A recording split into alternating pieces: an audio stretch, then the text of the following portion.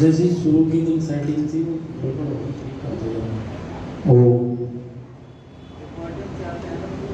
वो कल किसी ने हाथ लगा दिया, आपने लगवा दिया उनकी चलने तो आप यहाँ पूछ रहे हो। कल से सेटिंग खराब हो गई है, खींच रहा है गले को, दबा रहा है। ये देखो ओम ओम। सीधे बैठिए सभी एक साथ, बोली भारत माता की। यदि 1 बजे तक आपका प्रोग्राम होता। ओम। आप लोगों को मैं 2 बजे तक नहीं सुनाऊंगा, चिंता ना करो। अभी मैंने कोई विषयबद्ध तरीके से कुछ नहीं सुनाया, जैसा समय दे रहे हैं चुटपुट भजन नहीं सुना रहा हूँ अभी। अगर आप सुनेंगे तो उसी हिसाब से सुनाया जाएगा जैसा समय दे। ओम ओम। बोलिए भारत माता की।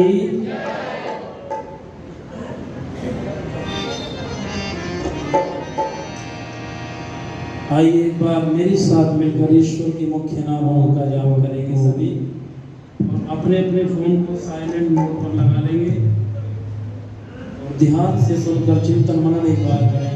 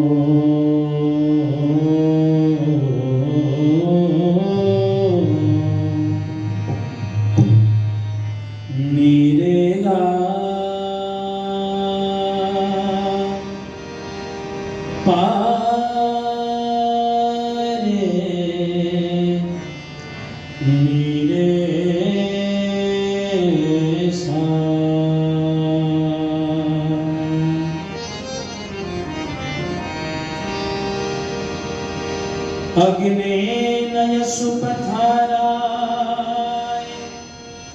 अस्मान् विश्वानि देव वयुनानि विद्वा युयोधस्म जुहुरानमेनो उष्ठान्ति नमः उक्तिम्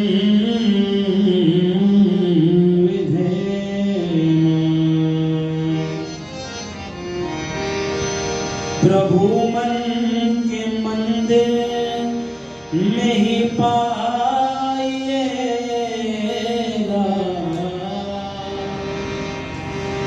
तुम्हें ढूंढने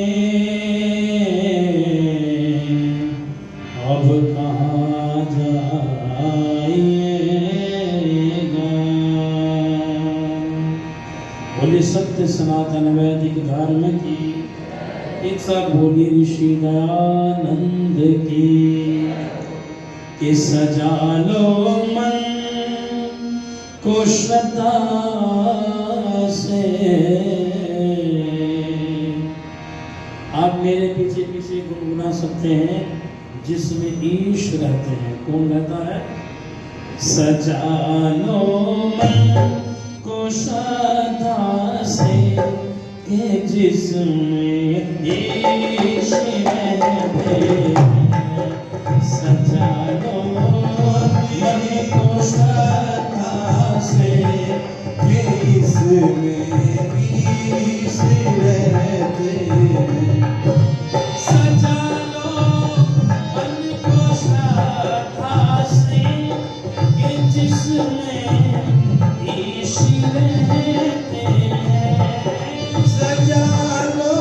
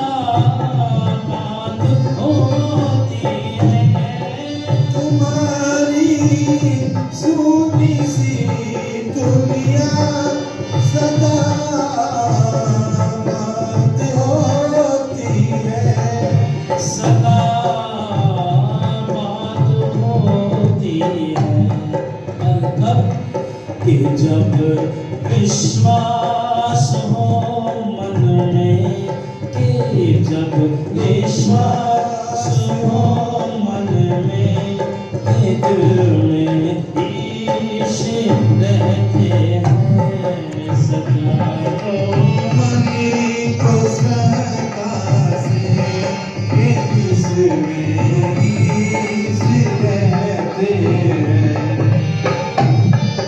न मथुरा में न काशी में, न वृंदावन न बद्री में, न मथुरा में न काशी में, न वृंदावन न बद्री में, न मथुरा में न काशी में, न वृंदावन न बद्री में, न वृंदावन न बद्री में, कहीं ना ढूंढने जाओ, कहीं ना ढूंढने जाओ, तेरे दिल ईश्वर रहते हैं सजा लो मन को सदा से के जिसमें ईश्वर रहते हैं। कहीं ना खोजने जाओ, तेरे भक्त ईश्वर रहते हैं।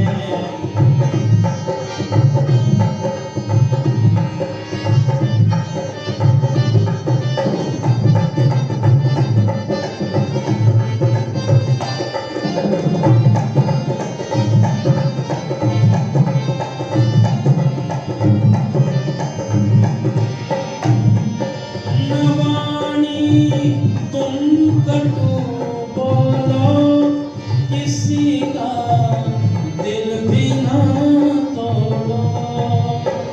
कहते हैं ना, ऐसी वाणी बोली मन का आपा खोए, औरत को शीतल करे आपहु शीतल होए। क्यों? क्योंकि घाव भर जाता है, गोली का घाव भरता नहीं है। इतनी सी बात अगर हम समझ जाएं तो एक ही पल में घर का वातावरण बदल सकता है। ये शब्द बड़ा महत्व रखते हैं, तभी तो कहा है शब्द संवारे बोली, शब्द के हाथ न पाँव, एक शब्द करे औषधि, एक शब्द करे भाव। अभी चिंतन करना, आपका जो मुख है इसमें ऊपर वाला होठ जो होता है ऐसा लगता जैसे धनुष हो, नीचे वाला उसकी डोरी है, और वाणी किसका काम करती है? बाण का। बिना सोचे समझे बोले तो तीर बाण का काम करेगी, और अगर सोच समझ करके बोला तो यही अमृत का काम करेगी। तभी तो लिखा है नवानी तुम कटु बोलो, किसी का दिल भी ना तोड़ो। नवानी तुम कटु बोलो, किसी का दिल भी ना तोड़ो। नवानी तुम कटु बोलो, किसी का दिल भी ना तोड़ो, किसी का दिल भी ना तोड़ो।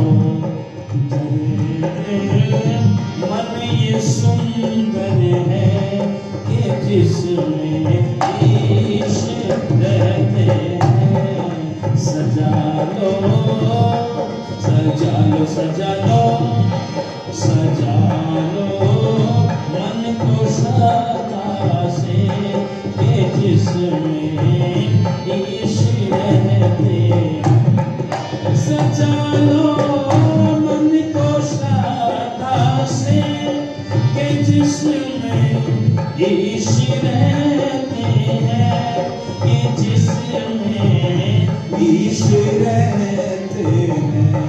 जगा लो प्रेम की ज्योति, के दिल ईश रहते हैं, सजा लो मन को श्रद्धा से कि जिसमें ईश रहते हैं, तेरे भक्त ईश रहते हैं, कि दिल में ईश रहते हैं।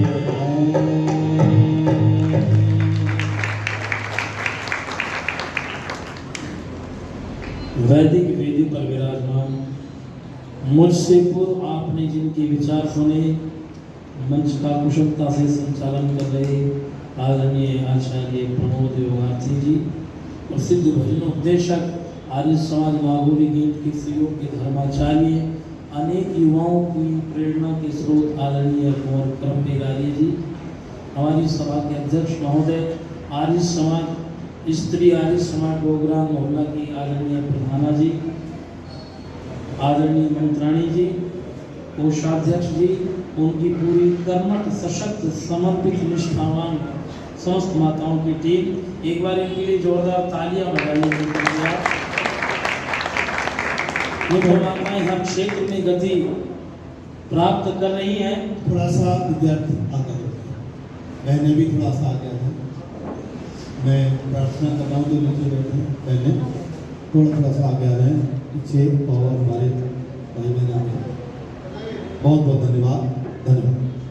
माताएं जिस सुव्यवस्थित तरीके से इस कार्यक्रम को आगे गति प्रदान करने में अपना सहयोग दे रही हैं, प्रशंसनीय है। और अन्य सभी समाजों से, मॉडल टाउन और नागौरी इत्यादि और आसपास के क्षेत्रों से सभी पधारे अधिकारी महोदय, उपस्थित भद्र पुरुषों, वंदनीय पूजनीय मातृशक्ति और राष्ट्र का भविष्य, हमारे शिक्षा प्राप्त कर रहे समस्त कर्मचारीगण और आर्य नगर गुरुकुल के आचार्य सुरेश शास्त्री जी, आदरणीय बाबू जी, अभी आप सबने मिलकर के एक भजन सुना है, मन के जीते जीत है और मन के हारे हार, हार गए जो बिना लड़े उनको है धिक्कार, उनको है धिक्कार, जो ना देखे सपना, सपनों का असल अधिकार है अपना, जो देखता नहीं सपनों को पुरुषार्थ किया करेगा। इसलिए सपने भी बड़े हों और उन सपनों को साकार करने के लिए पुरुषार्थ भी कैसा होना चाहिए, बड़ा होना चाहिए। और ये मन के बिना नहीं होता। आपने सुना होगा, जैसा खाते हैं अन्न वैसा बनता है मन, और जैसा पीते हैं पानी वैसे ही बोलते हैं, बोल तो जोर से, आप देखना वाणी का प्रभाव भी तभी पड़ता है जब आप ईश्वर भक्त हैं, जब आप शुद्ध आहार ग्रहण करते हैं और जब आप परमेश्वर को आधार मान करके चलते हैं। महर्षि दयानंद सरस्वती महाराज के विषय में बड़ी सुंदर चर्चा आदरणीय प्रमोद जी ने भी की और महाशय जी भी सुना रहे थे, ऋषि कौम का रहनुमा बन के आया। तो जब महर्षि देवदयाल ने क्रांतिकारी संगठन आर्य समाज की स्थापना की तो कुछ लोगों ने प्रश्न किया, आज भी बहुत से करते हैं जो नए आते संपर्क में, बोले स्वामी जी आपने एक अपना अलग ही मत मजहब, अपना एक अलग ही धर्म बना लिया आर्य समाज।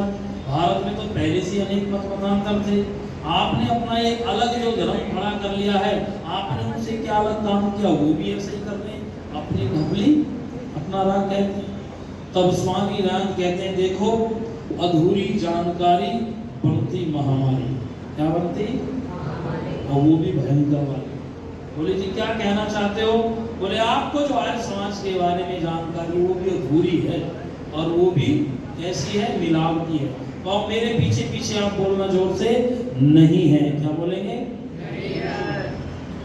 आर्य समाज कोई धर्म, जोर से बोलो, आर्य समाज कोई धर्म, आर्य समाज कोई मजहब, आर्य समाज कोई संप्रदाय, आर्य समाज कोई पंथ, कोई क्या है? तो स्वामी राम कहते हैं आर्य समाज तो एकमात्र संगठन है। क्या है?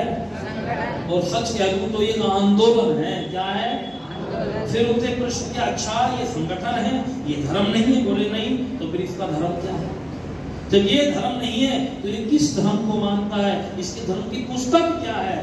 तो कहते हैं उसी धर्म को मानता है जिसको ब्रह्मा से लेकर जैवनी पर्यंत विद्वानों ने जाना और माना, जिसको श्री राम ने, श्री कृष्ण ने, श्री हनुमान ने जाना माना।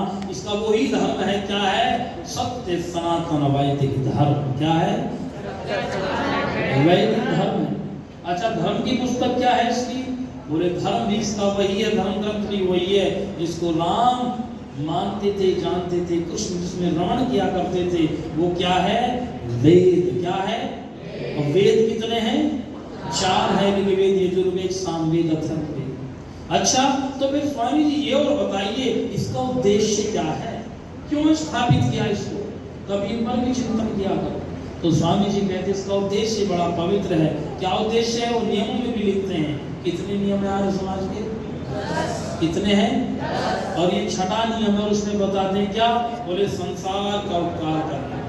केवल डोगरान वालों का नहीं, हिसार वालों का, भरत वालों का नहीं, बल्कि किसका? बोले संसार का उपकार करना समाज का मुख्य उद्देश्य है, अर्थात शारीरिक, आत्मिक और सामाजिक उन्नति। कितना पवित्र उद्देश्य आज होना चाहता है? संसार का प्रत्येक व्यक्ति शरीर से निरोग हो, बलवान हो, स्वस्थ हो। आज समाज चाहता है प्रत्येक व्यक्ति ईश्वर का उपासक हो, अध्यात्म में रुचि रखने वाला हो। और आज ये समाज चाहता है संसार का प्रत्येक व्यक्ति समाज में सम्मान प्राप्त करके जिए। ऐसा संगठन कोई और मिलेगा क्या? तभी तो कहा है जो व्यक्ति संगठन के संपर्क में एक बार आ गया उसके जीवन की दिशा और दशा दोनों ही बदल गई। बस इसके उद्देश्य को एक बार समझ लो। ये नहीं है जैसे दूसरे लोग कहते हैं हम राम के गीत गाते हैं, दूसरे कृष्ण के गाते हैं, कोई हनुमान की कथा करता है तो हम भी दयानंद के बस गीत गाने लगे, उद्देश्य को समझा नहीं। तो उनमें और हम में कोई अंतर है क्या? क्यों जी मंत्री जी? वो भी गीत गा रहे, हम भी गीत गा रहे, गीत भी गाओ, लेकिन इससे बड़ी बात क्या है? उनके उद्देश्य को समझो। अगर उनके उद्देश्य को हम समझ गए तो बस आना जाना गाना सुनना सुनाना सब क्या हो जाएगा? सफल हो जाएगा। मेरे साथ में आप गुनगुनाइए मिल करके।